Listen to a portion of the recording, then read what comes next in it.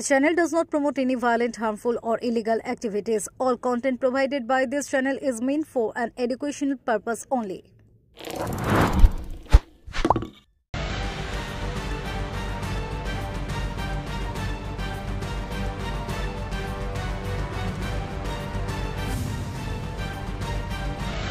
পুলিশকে জুতো ছুঁড়ে মেরেছিলেন, গ্রেফতার হলেন শ্রীরামপুরের সেই বিজেপি নেত্রী। গত 2রা সেপ্টেম্বর জেলা শাসক অভিযানের ডাক দিয়েছিল বিজেপি। হুগলি জেলা শাসক দপ্তর ঘেরাও করতে যৌথভাবে অভিযান করে হুগলি ও শ্রীরামপুর সাংগঠনিক জেলার বিজেপি নেতা কর্মীরা। মিছিল করে ঘড়ির মোড়ে এসে পুলিশের বাধার মুখে পড়ে বিজেপি। ব্যারিকেডে আটকে দেওয়া হয় বিক্ষোভ মিছিল। সেখানেই পুলিশকে ঘিরে বিক্ষোভ দেখাতে থাকেন বিজেপি কর্মীরা। ব্যারিকেড ভাঙতে না পেরে পুলিশি বাধার মুখে পড়ে বিজেপি নেত্রী পম্পা অধিকারীকে দেখা যায় জুতো হাতে তুলে পুলিশকে দেখাতে।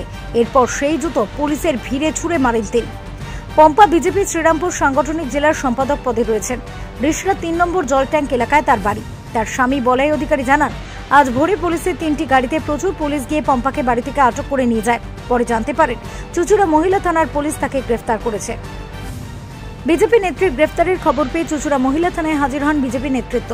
হুগলির সাংগঠনিক জেলা বিজেপির সভাপতি তুষার মজুমদার জানান, সেদিন অনেকেই বিক্ষোভে ছিল, তাহলে পম্পাকে কেন গ্রেফতার করা হলো? আমরা আইনি লড়াই লড়ব। বিজেপির দাবি শান্তিপূর্ণভাবে বিক্ষোভ প্রতিবাদ চলছিল, অন্যায়ভাবে গ্রেফতার করা হয়েছে। পুলিশ সূত্রে জানা গিয়েছে, পুলিশের কাজে বাধা, বেআইনি জমায়েত, বিশৃঙ্খলা সৃষ্টির উদ্দেশ্যে জড়ো হওয়া সহ ভারতীয় ন্যায় সংহিতার একাধিক ধারায় মামলা রুজু করা হয়েছে। ধৃত নেত্রীকে চুচুড়া আদালতে পেশ করা হয়। ফেরো রিপোর্ট, কলকাতা মিরর।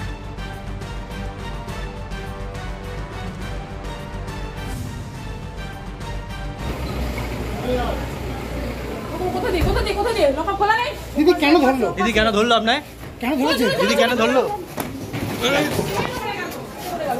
কেন ধরলো দিদি আপনার?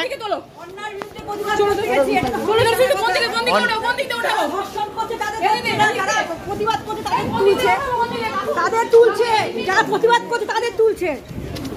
এই হচ্ছে বিচার, দেখতেই তো পাচ্ছেন।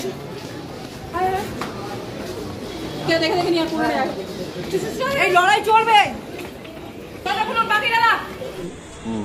আপনাদের তো ওই ডিএম অফিস ঘেরাও অভিযান যতটুকু শোনা গেছে যে ডিএম অফিসে যেদিন ঘেরাও হয়েছিল ওই জন্যই সমস্যা নিয়েই অ্যারেস্ট করেছে, এরকম একটা।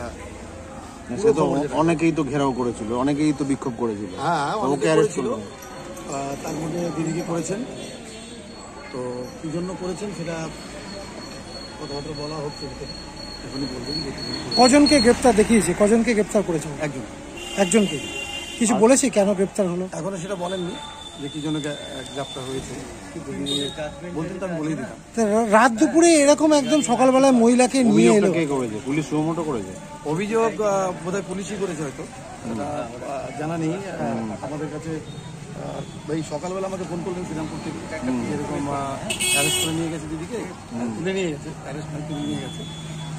দেখুন, এখন পুলিশের সঙ্গে কথা বললেন তো, কি বলছে পুলিশ? তাৎক্ষণিক আমি একটা ভিডিও দেখা গিয়েছিল বিক্ষোভের দিনকে, যে উনি জুতো দেখাচ্ছিলেন পুলিশকে এবং জুতো ছুঁড়েও মেরেছিলেন, সেই কারণেই কি গ্রেপ্তার? হয়তো হতে পারে, হয়তো হতে পারে। হাত দিয়ে তুলেছিল, জুতো হয়তো ছড়েনি, তুলেছিল, তো সেটা হয়তো ওই পরিপ্রেক্ষিতে হয়তো তুলেছে। কারণ পুলিশের সঙ্গে ধস্তাধস্তি, ঠেলাঠেলি এটা তো অনেকেই করেছে। তার মধ্যে দিদিকে অ্যারেস্ট করেছেন, তো আমরা এসেছি, উকিল দিয়েছি, অসুবিধা নেই। যে ধারায় মামলা হয়েছে, আপনারা কি জানেন যে সেটা বেল হবে কি হবে না? মামলার ধারাটা এখন পর্যন্ত আমাদের কাছে দেয়নি, তো উকিলকে বলা হয়েছে, উকিল হয়তো কাগজ তুলেছে, ওনার কাছে জেনে আমি হয়তো বলতে পারবো কথা বলেছি। কিন্তু চাইছেন আপনারা?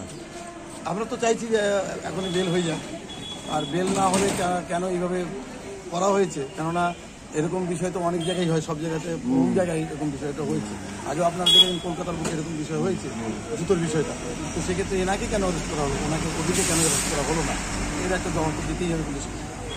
উনি তো সেদিন মিডিয়াকে বাইটও দিয়েছিলেন যে আমি ছুড়েছি, পারলে মুখে মারতাম, এমন তো বাইট দিয়েছিলেন। এটা তো খুব মনের মধ্যে যে ক্ষোভ, উনি কি করবেন, যে এত কষ্ট যে বিষয়গুলো ঘটেছে, তার পরিপ্রেক্ষিতে পুলিশ নিজের ভাবে তাদেরকে আড়াল করেছে, ছেলে পুলিশ বেড়েছে।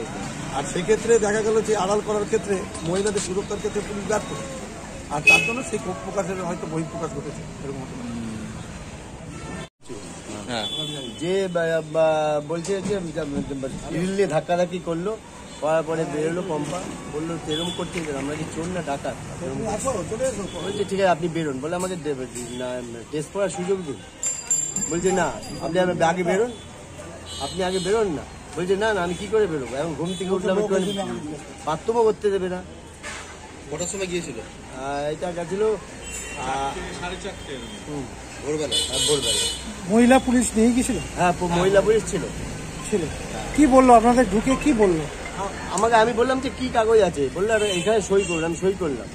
তারপরে আছে সই করার পরে তারপরে আমাকে কিছু মানে বলছে না, তারপরে আপনি আসুন না, আমি জানি রিষ্টা থানায় হয়তো নিয়ে যাচ্ছে। আমি রিষ্টা থানায় গেলাম, রিষ্টা থানায় বললো যে আমাদের না একটু চুচুড়ার করে নিয়ে যাচ্ছে। বললাম আমার কাগজটা দেবে, বললো যে কাগজটা দিল না, কাগজটা দিলই না, অত নিয়ে চলে। কি করলো, অ্যারেস্ট করেছে? হ্যাঁ বললো যে না কিছু অ্যারেস্টও করেছে, সেটা কিছু বললো না, বলে এখন এসে কি জানতে পারবেন? এখন জানতে পারলাম যে অ্যারেস্ট করেছে। ওকে কেন অ্যারেস্ট কেন করেছে এটা এখনো আমাকে বললো কোনো ম্যাডাম বলে। ওনার স্ত্রীর নাম পম্পা অধিকারী। উনি কি কোন পদে আছেন দলে? দলের ভাইস প্রেসিডেন্ট। না ওটা কি পার্টি করতে? BJP party. কোথাকার ভাইস প্রেসিডেন্ট উনি? শ্রীরামপুর জেলা। আচ্ছা, শ্রীরামপুর সাংগঠনিক জেলা। বলে কি নাম আপনার? কি নাম? আমার নাম বলাই অধিকারী।